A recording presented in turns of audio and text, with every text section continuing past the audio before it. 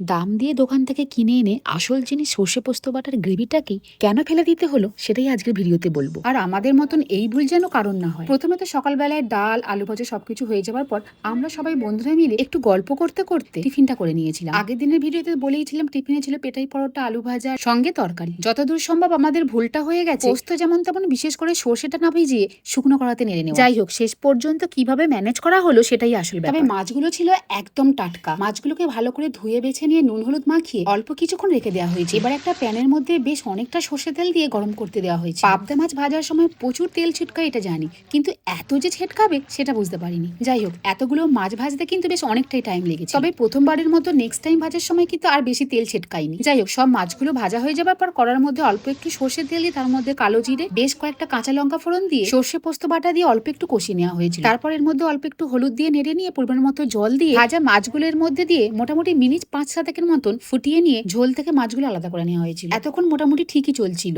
হঠাৎ কি যেন মনে হলো গ্রেভিটা একটু চেখে দেখা যাক তো। ও বাবা, গ্রেভিটা মুখে দিতেই পুরো মাথাটা যেন ঘুরে গেল। এত তেতো কি করে হয়ে গেল? এত তেতো মাছের ঝাল দিয়ে কখনো ভাত খাওয়া সম্ভব নয়। তারপর মাছগুলোকে একটু আলাদা করে নিয়ে এই গ্রেভিটাকে বাধ্য হয়ে আমাদের ফেলে দিতে হলো। পার্সোনালি আমার মনে হয়েছে সর্ষেটাকে না ভিজিয়ে শুকনো করাতে ভেজে নেবার জন্য। যাই হোক, কড়ার মধ্যে অল্প একটু সর্ষে তেল কালো জিরে ফোড়ন দিয়ে শুধু পোস্ত মিক্সিতে বেটে নিয়ে এর মধ্যে ঢেলে দেওয়া হলো। এবার একটু কষে নিয়ে অল্প হলুদ নুন দিয়ে আগে থেকে ফোটানো দুধ দিয়ে অল্প একটু ফুট ধরে গেলে আলাদা করে নেওয়া মাছগুলোর মধ্যে দিয়ে মিনিট 5 মতন ফুটিয়ে নেওয়া হয়েছিল।